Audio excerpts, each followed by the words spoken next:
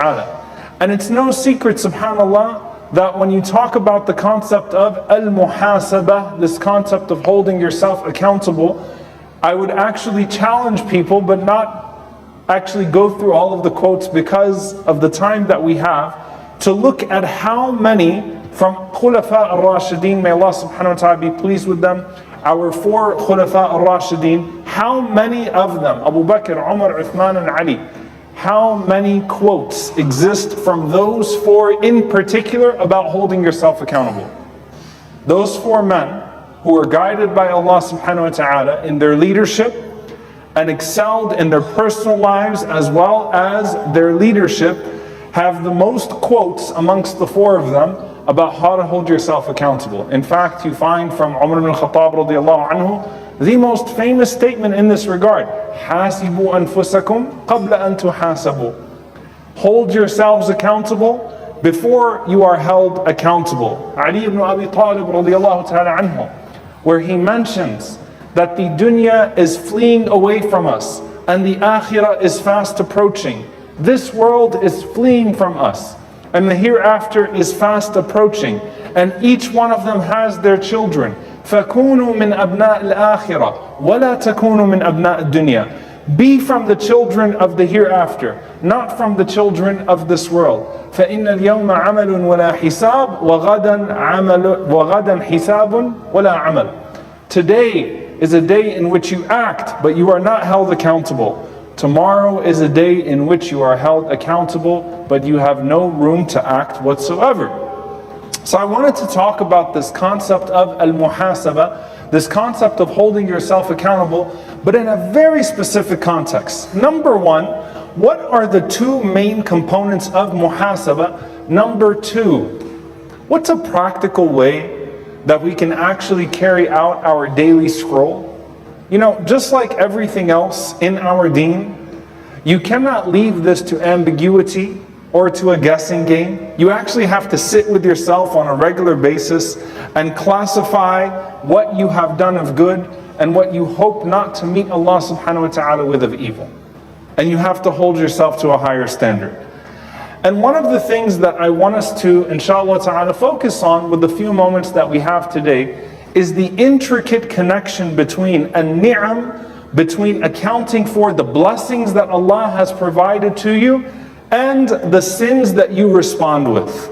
There is a connection between the ni'am, the blessings that Allah gives to you, and your ability to sit down with yourself and to actually properly estimate the amount of blessings that Allah has provided to you, and then the shame that that should bear inside of you from responding with ingratitude. And every sin is a form of ingratitude. For today, of course, sins include many different definitions and involve many different components. But today, I want you to think of every single ma'siyah, every single sin as a form of ingratitude. At the very least, it is not being grateful to Allah subhanahu wa ta'ala for what He has given to you. And so when you sit with yourself, you weigh your blessings, you weigh your sins. And these are the two core components of muhasabah. What is the proof of that we find? First and foremost, in Sayyid al-Istighfar, in the chief dua to seek forgiveness from Allah subhanahu wa ta'ala with, أَبُوءُ لَكَ بِنِعْمَتِكَ عَلَيَّ وَأَبُوءُ بِذَنْبِي, or وَأَبُوءُ لَكَ بِذَنْبِي. Both of them are authentic. I admit to you the blessings you have provided to me, and I admit my sins. Because I cannot properly estimate my sins unless I properly estimate my blessings. And outside of the discussion of incentive, I cannot properly estimate the greatness of my seemingly small act of disobedience unless I properly estimate the greatness of the one that I am disobeying and sinning against. And that's why on the Day of Judgment, what is the crime? وَمَا قَدَرُ اللَّهَ حَقَّ قَدْرِ. They did not give Allah His due estimation. They did not know how great Allah was. Therefore, their infractions that seemed very small seemed smaller because they didn't know who they were sinning against. And of the greatest ways to know Allah subhanahu wa ta'ala in a way that practically yields something inside of you is through the blessings that He provides to you. And Allah Azza wa Jal says in Surah Ali Imran, وَعَصَيْتُم مِّن بَعْدِ مَا أَرَاكُم مَّا تُحِبُّونَ. SubhanAllah, this is a rich tafsir. Allah subhanahu wa ta'ala said, and you disobeyed after He gave you what you loved. After He gave you what you wanted. Allah provided for you exactly what you asked Him for. You made dua earnestly. You asked Allah for this. You asked Allah for that. Allah opened the doors of khair upon you. And you responded with disobedience. And of course this is speaking about Bani Israel and in a specific context, but it has a great meaning to it. And the ulama of tafsir, they reflect on this ayah. They say, Al-ma'asiyatu ba'da al-ni'ma ashaddu min al-ma'asiyah qabla al-ni'ma. To disobey Allah after He has given you something, after He's given you a blessing that you've been asking Him for, or something that you love, is worse in His sight than when you disobey Him before He provides that thing for you. Not that sin is ever justified with Allah subhanahu wa ta'ala. Not that disobedience is ever not a problem, because every disobedience is an act of ingratitude and Allah subhanahu wa ta'ala deserves all gratitude from us. Not that. But especially when Allah finds you in a state where He's giving you everything you're asking Him for, and you're responding with things that He commanded you not to do. That makes it worse. And again, don't just think about Bani Israel. Think about yourself.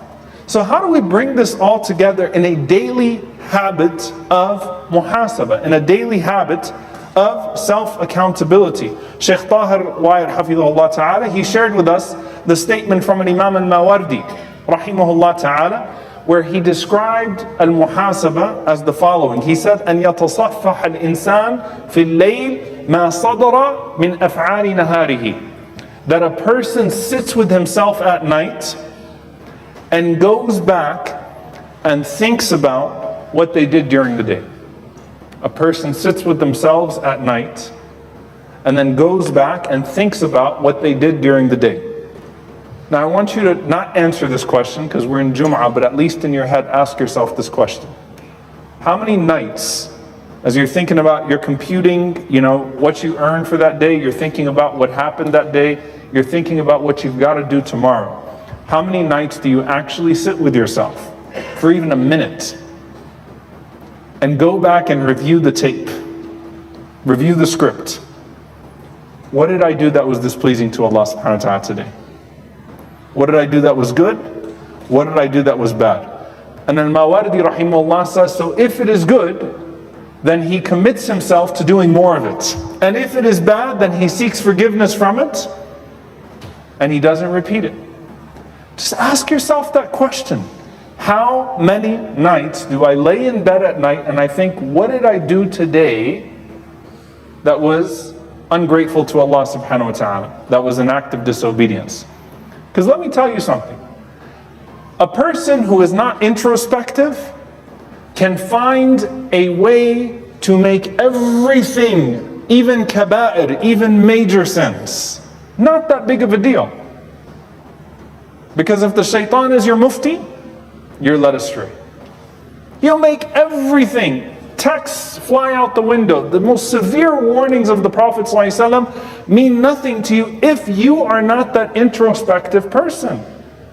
And yes, we find this constant emphasis in the Quran and the Sunnah to have people around you to stoke that proper conscience when you're not thinking right.